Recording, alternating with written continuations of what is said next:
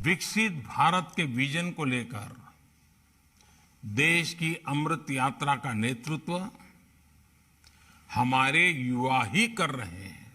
इसलिए अमृत काल के इस प्रथम बजट में युवाओं को और उनके भविष्य को सबसे ज्यादा अहमियत दी गई है। हमारा एजुकेशन सिस्टम प्रैक्टिकल हो, इंडस्ट्री ओरिएंटेड हो, ये बजट इसकी नींव मजबूत कर रहा है।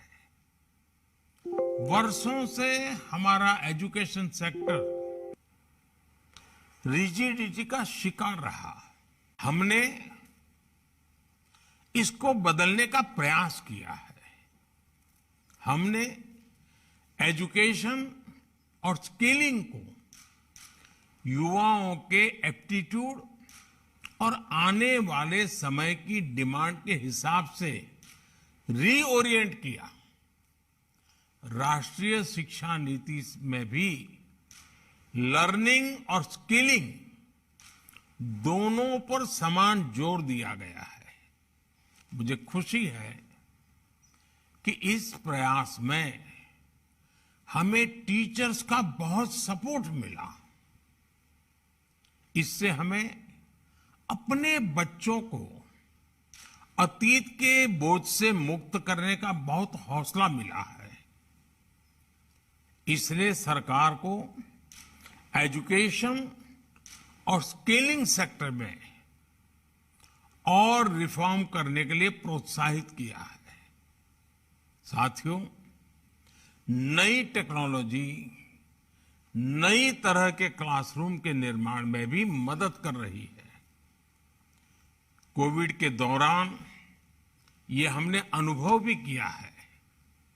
इसलिए आज सरकार ऐसे टूल्स पर फोकस कर रही है जिससे एनीवेयर एक्सेस ऑफ नॉलेज सुनिश्चित हो सके। आज हमारे ई लर्निंग प्लेटफॉर्म स्वयं में 3 करोड़ मेंबर हैं। वर्चुअल लैब्स और नेशनल डिजिटल लाइब्रेरी में भी नॉलेज का बहुत बड़ा माध्यम बनने की संभावना है। डीटीएच चैनल्स के माध्यम से स्टूडेंट्स को भी स्थानीय भाषाओं में पढ़ाई का अवसर मिल रहा है। आज देश में ऐसे अनेक डिजिटल और टेक्नोलॉजी आधारित इनिशिएटिव चल रहे हैं। इन सारे इनिशिएटिव्स को नेशनल डिजिटल यूनिवर्सिटी से और बल मिलेगा। ऐसे फ्यूचरिस्टिक कदम हमारी शिक्षा, हमारी स्किल और हमारे ज्ञान विज्ञान के पूरे स्पेस को बदलने वाले हैं। अब हमारे टीचर्स की भूमिका सिर्फ क्लासरूम तक सीमित नहीं रहेगी।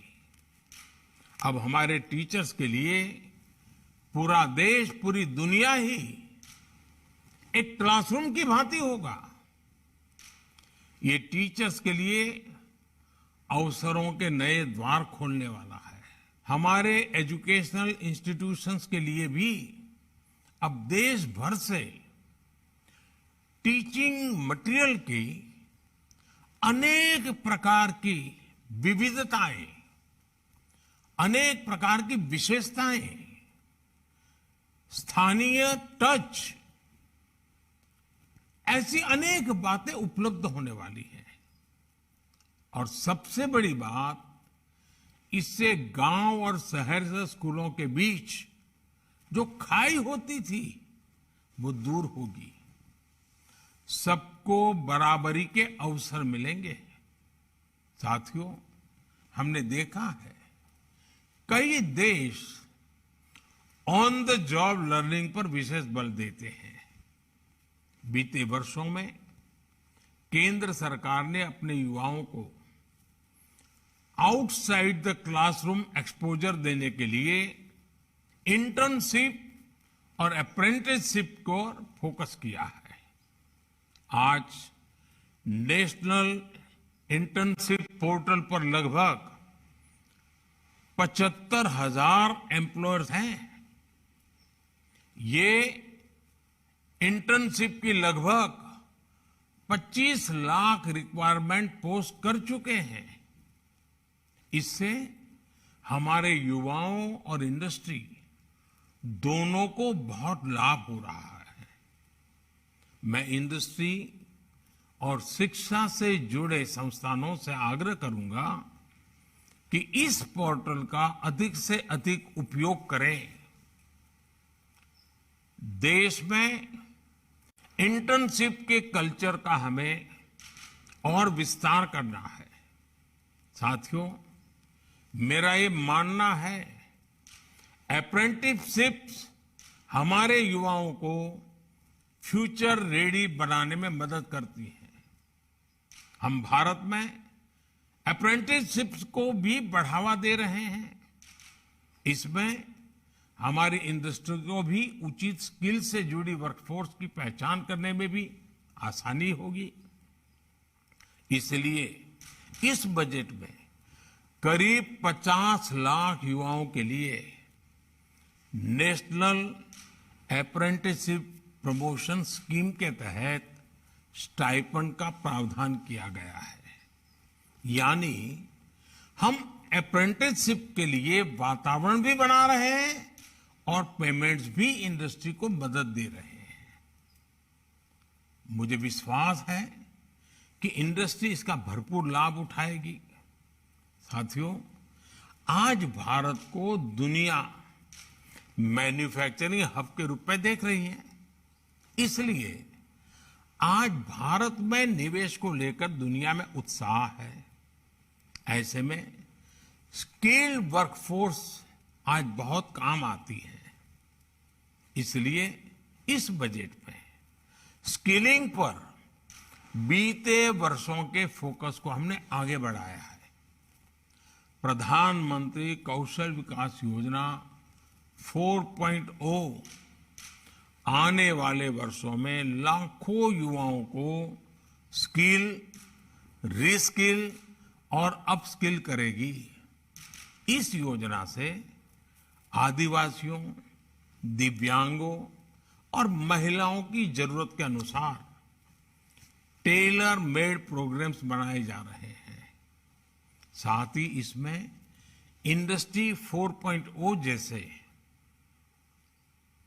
एआई, रोबोटिक्स, आईओटी, ड्रोन्स ऐसे अनेक सेक्टर्स के लिए भी मैन पावर का निर्माण किया जा रहा है।